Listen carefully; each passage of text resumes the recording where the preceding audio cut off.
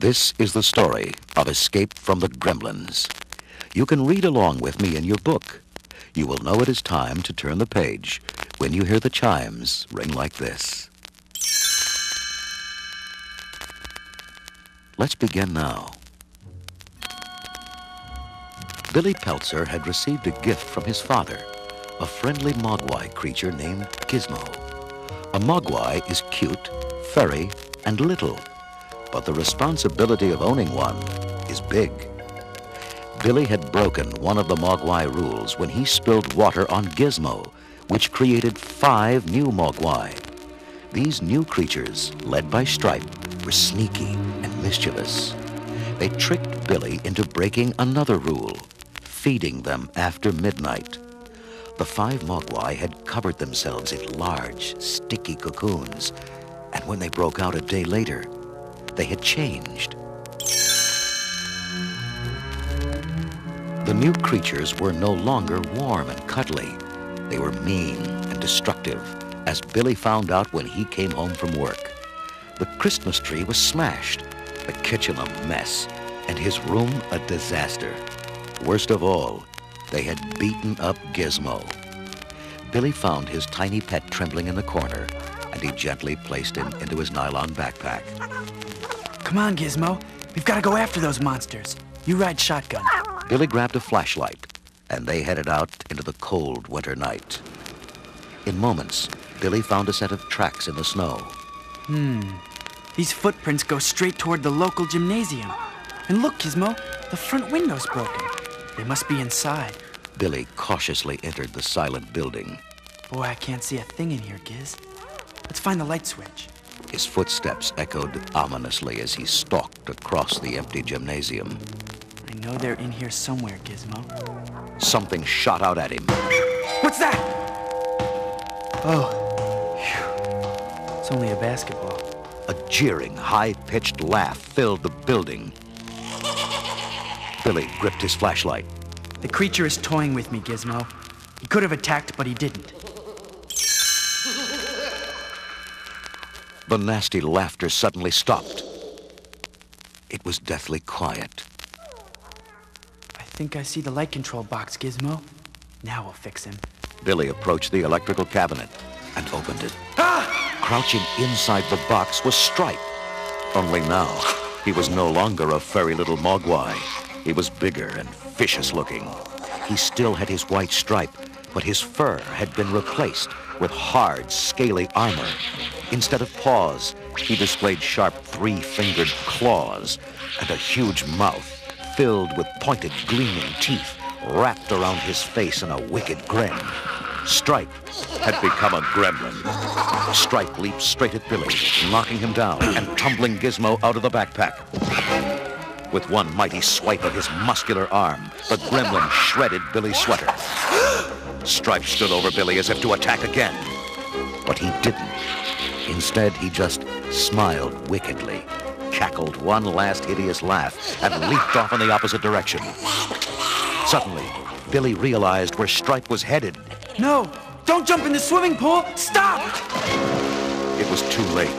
The gremlin had splashed into the water.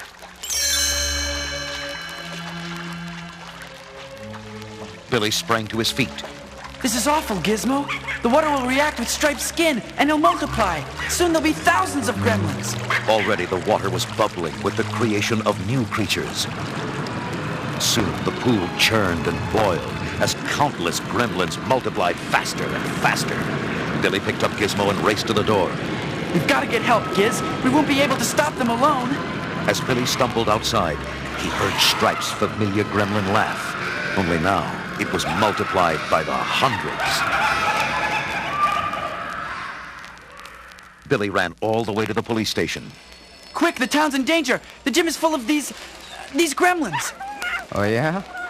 Like this one here? A policeman grinned at harmless little Gizmo. He sure looks mighty ferocious to me.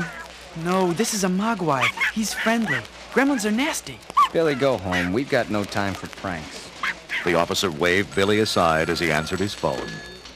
He listened briefly and then turned to his partner. Freak accident. Seems an animal yanked down all of Mrs. Nager's outdoor Christmas lights. Billy interrupted. That was no accident. It was the Gremlins. Billy was right. The town was being overrun by gremlins. The police switchboard lit up as more and more people called in. This is Mrs. Deagle. I demand you do something about these creatures outside my house. They're scaring my cats and making me upset. The phone rang again. Something's inside the mailbox on the corner. It's throwing out all the letters. Hurry, please!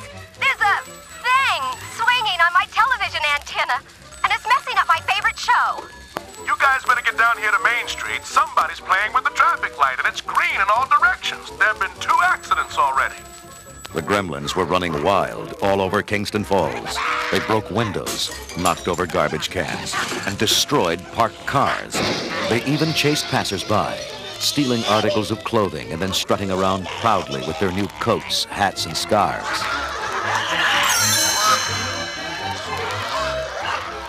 Gremlins broke into the local radio station and smashed all the records. Then they started singing into the announcer's microphone. Soon, radios were playing their creepy songs all over town.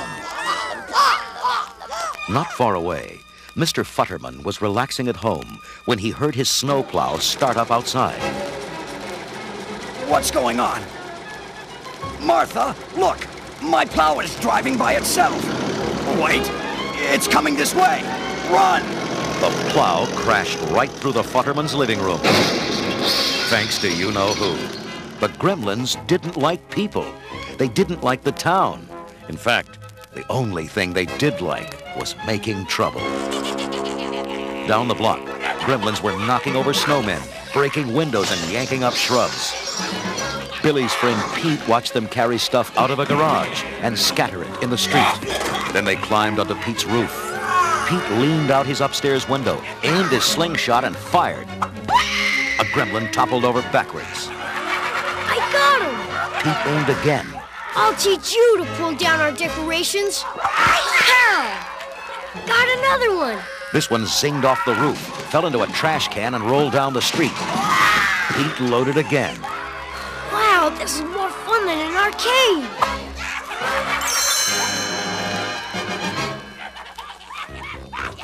Downtown, at Dory's pub, dozens of gremlins had taken over the room, driving out all the customers. The only person left was Kate, Billy's girlfriend. The gremlins had trapped her inside so she could serve them. They screeched at her for food and drink and threw things at her when she didn't move fast enough. Kate ducked a handful of peanuts. Hold on, I'm working as fast as I can. Ow! What do you want? Stop it! I can't do everything at once. The pub was swarming with noisy, bad-tempered gremlins. Some pulled down pictures and knocked over glasses. Others played cards and pinball. 2 arm wrestled in a corner, while several more tried to play pool. They ripped up the felt, cracked pool cues over each other's heads, and threw the billiard balls into the jukebox. One gremlin even swung from an overhead fan. Another demanded that Kate light his cigar. She struck a match and saw the gremlin wince. The light must hurt their eyes. That gives me an idea. Kate searched behind the counter. Ah, here's Dory's camera. She pointed the lens at the closest gremlins. Smile, turkeys. The flash bar blazed, and the gremlins howled in pain. They backed away from Kate as she aimed again. Let me through. Move over, you. Take that. Time and again, she blinded the creatures as she headed for the front door. There was only one gremlin left in her way. Back off, Buster. She clicked the camera. Nothing happened. Oh, no! I've used up all the flashes. The angry gremlins quickly surrounded Kate. Now, they would never let her escape. Then, bright light flooded into the pub. The gremlins screamed and covered their eyes. Kate looked outside to see headlights from a parked car shining straight into the pub. A figure climbed out of the driver's seat. Kate, it's me, Billy. Come on. Kate ran outside and jumped into Billy's car. Careful, Kate, you almost sat on Gizmo. Billy turned the key, but the car wouldn't start. What a time for it to act up. Come on, let's make a run for it. The headlights should keep them trapped for a while. Billy grabbed Kate's hand, and they raced down the snowy street. Let's duck into the bank. We'll be safe in there. Kate followed Billy into the deserted building and caught her breath. Oh, Billy, I've never been so scared in my life. Thanks for saving me. She hugged him fondly. What's going on, Billy? What are those creatures? It's a long story, Kate. But the most important thing is we beat them. Gizmo shook his tiny head. Well, little guy, at least we beat them for now. That was the end of Book 3 of Gremlins. Billy, Kate, and Gizmo are safe for now. But Billy's headlights won't hold the Gremlins forever.